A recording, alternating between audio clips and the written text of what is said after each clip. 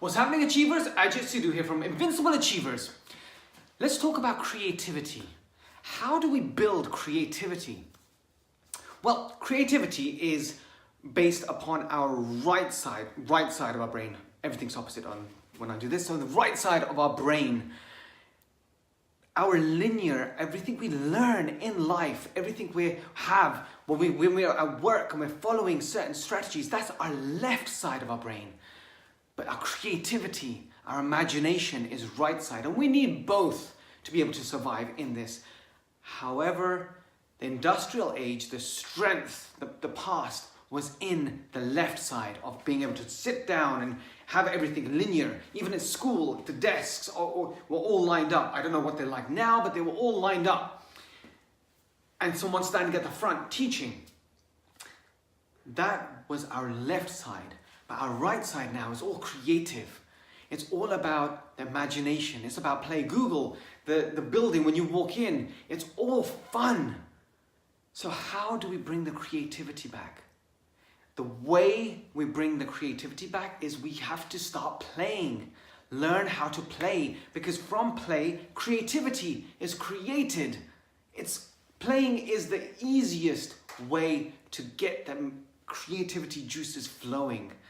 Now, playing can be anything. We all do play on a daily basis. We pick up our phone, we play with that, we play with the iPads. The guys love getting new cars, our little toys, our big toys, and playing with those. Women love to play dress up when they're going out. They dress up over and over again. But we don't realize that we are actually playing. We don't realize that we are using our right side of our brain. We forget that we are not being creative. We have to be creative. So if we are stressed out in life, if we are anxious, if we are worried, we are using our left side of our brain. We have forgotten to play. We go to work every single day. We've chosen that role. That's our choice. We've chosen that role. We should go there and play our role to the best of our ability. My cousin, he's an actor. He's an amazing actor in Glasgow. I'm one of his biggest fans, and he is true to himself, because when he's on stage, he performs, he plays, he entertains. But when he's off stage, he plays, he performs, he entertains. He is true to that role. He was that role before he became an actor. Everyone used to say, you should become an actor, you entertain, you make people laugh, you're so much fun. And then he went into that role.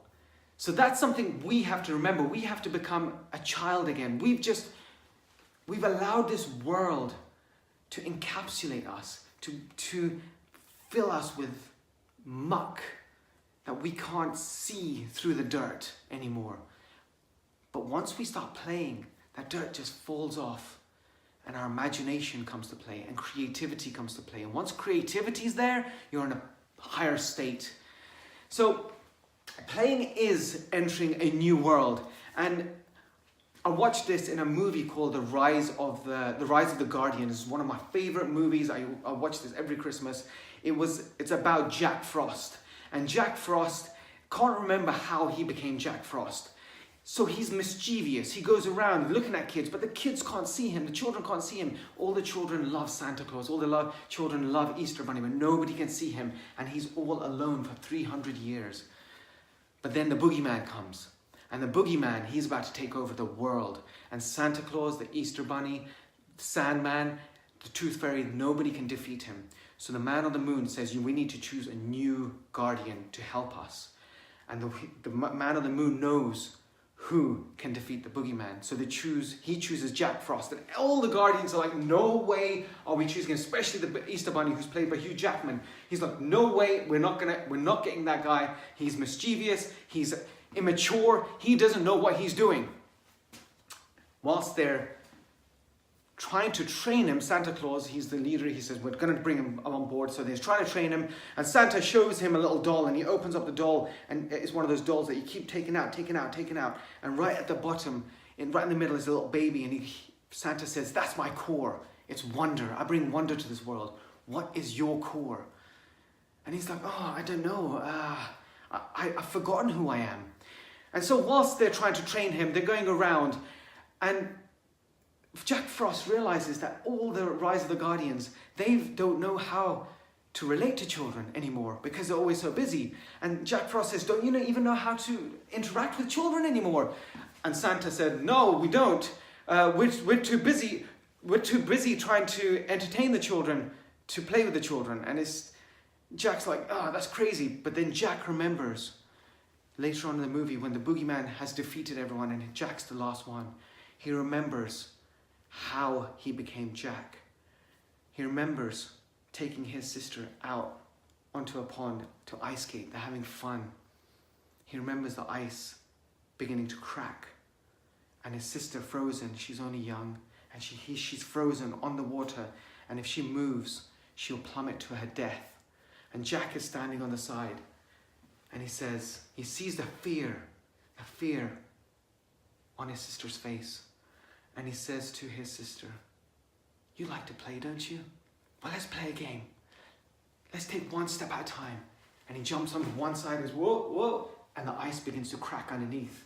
But he continues to play. He says, everything's gonna be fine, just look at me, everything's gonna be fine. He reaches down, he grabs a stick, and the sister, she starts to smile, she starts to have fun. And he jumps again, whoop, and the ice is about to crack again. And he gets the stick, and he sweeps her away, and he sees her get to safety. He smiles. The ice cracks below him, and he plummets to his death. And that's how he became Jack Frost. And from that, he remembers that his core was play, and he had to remember how to play. And once he remembered how to play, now he knew how to defeat the boogeyman. And that's something that I relate to a lot recently. I spoke about a time when I was young and I used to love to play in imagination and live in a different world in my mind. And then I watched a movie that created a boogeyman inside of me that I had to defeat. And this is why probably that movie is so one of my favorite ones, because I had to remember how to defeat my boogeyman. And my boogeyman, he was Freddy Krueger. Big claws. Every time I closed my eyes, he was there, pizza face, boom, with the blades. And I had to learn how to play. And through play, my imagination opened up. And I got rid of the boogeyman. And that's something that we all can start doing, learning how to play, because the boogeyman, every single person has the boogeyman in them. Every single person has that time in their life when they get anxious, they get worried, they get angry. That's just the boogeyman that's inside you. Learn how to play. We've forgotten how to play. Just start playing again. Start becoming creative. Start having fun. And all worry, all anxiousness, everything that puts a block on your mind will melt away. And once that melts away, then all of a sudden, everything opens up. The clouds disappear, the sun comes out, it shines upon you.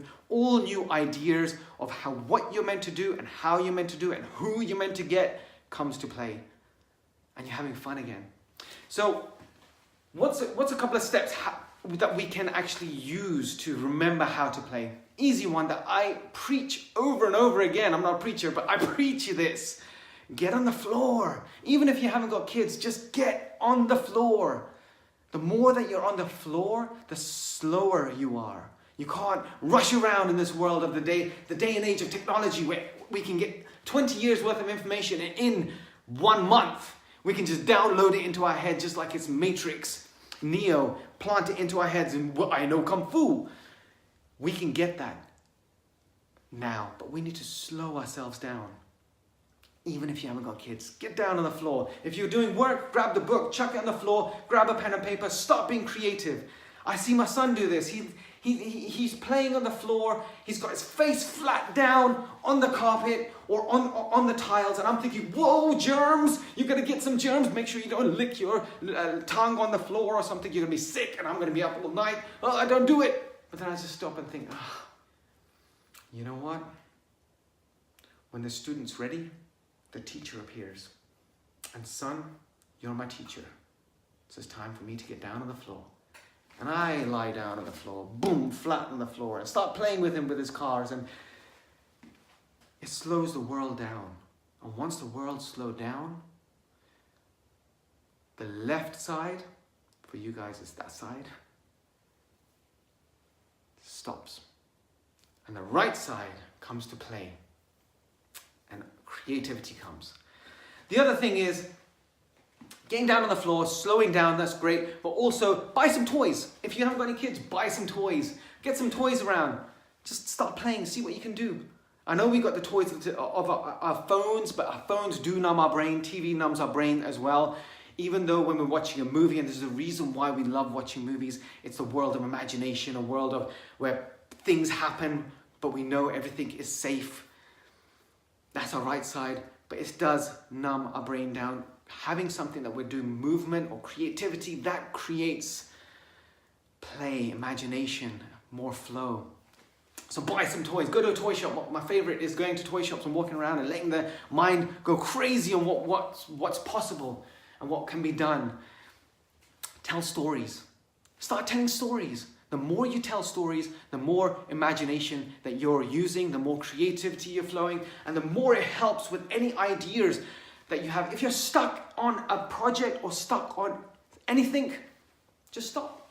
What do they always say? Go for a walk. Why do they say go for a walk? Because when you're going for a walk, your imagination is out to play. When you're looking around, you're looking at the houses, you're looking at the cars, you're looking at the field, you're breathing in oxygen. All of a sudden, imagination, creativity, play whilst you're walking.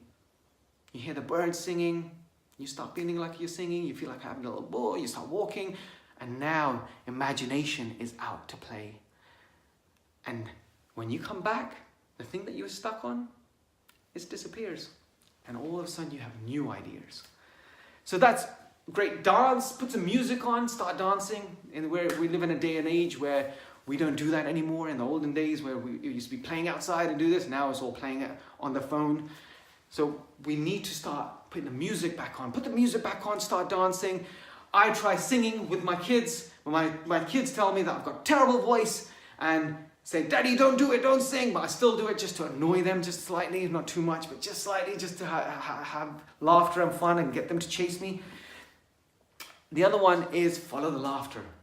Because when they are chasing me, or I'm chasing them, or I'm just singing with them, or they're laughing. If they're laughing, creativity is flowing. So play should be fun, it should be inspiring, it should be full of laughter. But one thing I do say is put away the technology. When you are having fun, when you are playing, put away the technology. I have not been in a room with people that do not have a phone in their pocket or a phone on the table. I haven't been. For the last 10 years, this has not been possible. Even once we've invited all our relatives over, all our cousins and relatives, they're all sitting around on a table and we were talking, and every single one of them had a phone on the table, and whilst we're talking and enjoying imagination, creativity, building connections, the phones would buzz, they would start looking down, texting people across the world, texting people, checking the social media whilst we're having a conversation. They were texting each other across the table whilst one person was talking. I personally think that's rude, but it also kills the imagination, the flow of fun, the connection. Put away the phones.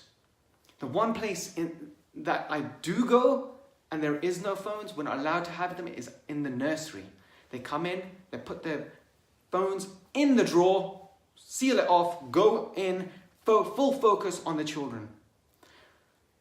How much connections are we breaking? How much play are we missing out on with our partners? How much play are we missing out with our work colleagues or our family or our children when we've got a technology on in front of us?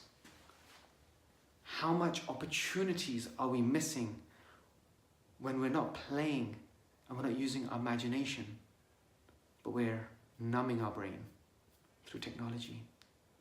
Something to think about, guys. Just remember, keep adding value to people's lives. Keep spreading the love. Remember to play. Play creates creativity and imagination. It's the right side of our brain. We need both sides of our brain This world reveres the left side, and the artists, the ones that create, the ones that play, they're put down. But this world is flipping on its head. We need both. We need to be creative. We need to be inspiring. We need to play. We need to slow down. And just remember, guys, we're just one idea away from changing the future. Take care.